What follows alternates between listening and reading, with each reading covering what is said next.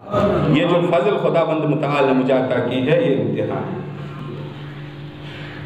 رسول خدا سے روایت ہے کہ البلاء للظالم ادب، بلا جو ہے، مصیبتیں جو ہیں، امتحانات جو ہیں، یہ ظالم کے لیے ادب ہے، یعنی ظالم کو مؤدب کرنے کے لیے، ظالم کو مثالی طور پر اس کے لیے عقاب سمجھ لیں ایک طریقے سے، ادب سکھانے کے لیے۔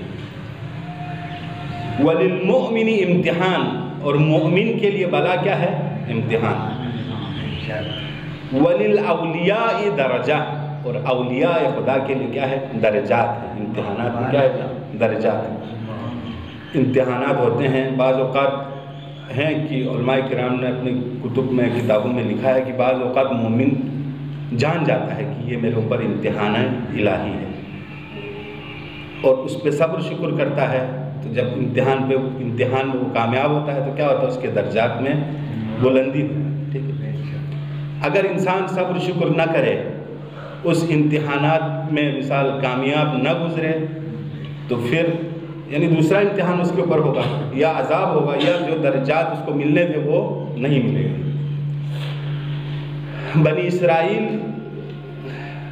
کے لیے، قوم بنی اسرائیل کو یہ کہا گیا کہ ہفتے کے روز آپ لوگوں نے مچھلی کا شکار نہیں کرنا۔ دیکھیں خداوند متعال کس طرح سے امتحانات ہیں۔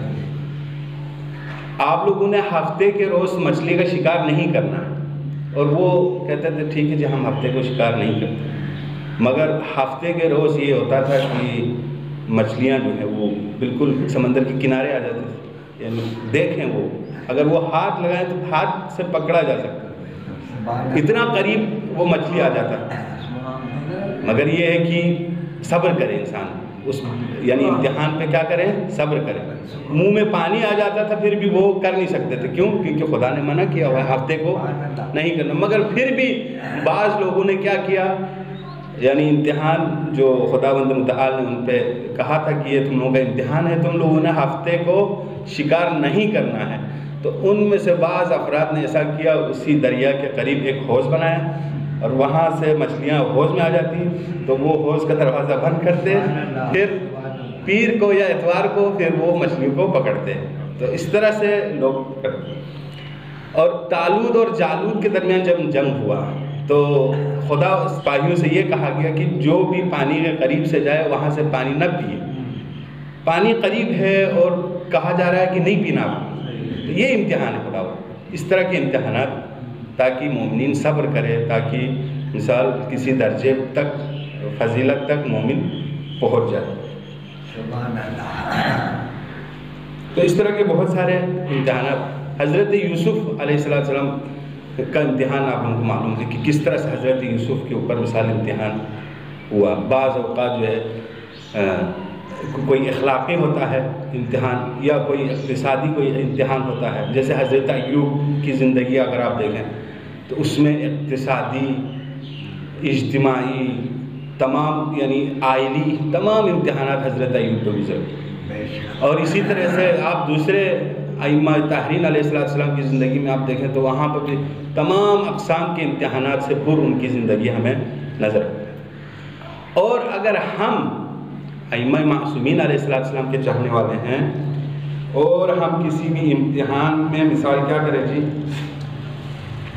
چوں چراں کرے، صبر نہ کرے، متہم کرے، ٹھیک ہے جی، شکوہ کرے، گلے شکوے کرے کہ جی میرے پاس تو کچھ نہیں ہے، فلاں کے پاس مال دولت ہے، فلاں کے پاس جائیدادیں ہیں، فلاں کے پاس مثال کے طور پر اچھی نوکری ہے، میرے پاس تو کچھ بھی نہیں ہے۔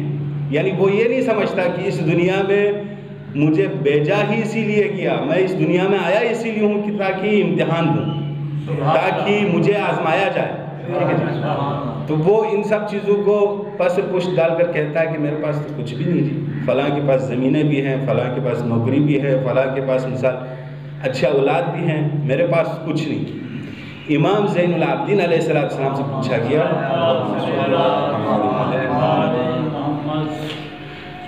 مولا مبغوض ترین انسان کون ہے؟ یعنی مولا آپ یہ بتائیے کہ خدا سب سے زیادہ ناراض یا غضبناک کس شخص پہ ہوتے ہیں؟ مولا نے ارشاد فرمایا المتہم باللہ، جو خدا کو متہم کرے، خدا کو جو متہم کرے اس سے زیادہ مبغوض ترین شخص روئے کائنات میں کوئی اور نہیں ہے۔ متہم کرنا، مثال میرے پاس یہ نہیں ہے جی، میرے پاس فلاں چیز نہیں ہے جی، یعنی اپنی زندگی سے راضی، کبھی بھی راضی نہ ہونا، اس کو کہتے ہیں متہم باللہ، یعنی خدا سے۔ امام زین العابدین علیہ السلام فرماتے ہیں کہ اے میرے پروردگار، اے میرے پروردگار، میں تجھ سے کچھ نہیں مانگتا، کچھ بھی نہیں مانگتا۔ کیوں؟ کیونکہ تیری رضا اور میری مرضی مختلف، یعنی تو جو چاہتا ہے اسی پہ مجھے راضی ہونا چاہیے، تو مجھے یہ چاہیے کہ میں کچھ نہ مانگوں آپ سے، مگر میں آپ سے مانگتا اس لیے ہوں کہ تو نے خود فرمایا ہے کہ مانگ، ٹھیک ہے؟ تو خدا کے اوامر پر راضی رہنا۔ اور امتحانات میں سے یہ بھی ہے، اوامر بھی کیا ہے؟ امتحان۔ نواہی بھی کیا ہے؟ امتحان۔ انسان واجبات جتنے ہیں مثال انسان کے اوپر، وہ کیا ہے؟ امتحان ہے۔ نماز ہے، امتحان۔ نماز امتحان ہے یا نہیں ہے؟ صبح صبح گرم بستر چھوڑ کے آپ وضو کرنے جائیں ٹھنڈے پانی سے، یہ امتحان ہے نہیں ہے؟ اس امتحان پہ صبر کریں، ان تکالیف پہ کیا کرے انسان؟ صبر کرے۔ روزہ رکھنا امتحان ہے کہ نہیں؟ روزہ بھی ایک امتحان ہے۔ تمام اوامر اور نواہی ہر انسان کے اپنے فکر اور اس کی استطاعت کے مطابق مختلف امتحانات ہیں، اور ہر ابھی گرمیوں میں روزے رکھے ہیں اس کے الگ درجے ہیں، سردیوں میں رکھے ہیں اس کے الگ، ٹھیک ہے، فضیلت اور درجے میں مختلف۔ تو یہ تمام اوامر بھی امتحان ہیں اور تمام نواہی بھی انسان کے اوپر کیا ہے جی؟ امتحان، یہ تکالیف ہے، یعنی ان کے اوپر انسان صبر کرے، ان کے اوپر انسان استقامت دکھائے، تاکہ وہ ایک منصب پر، ایک فضیلت تک وہ پہنچ سکے۔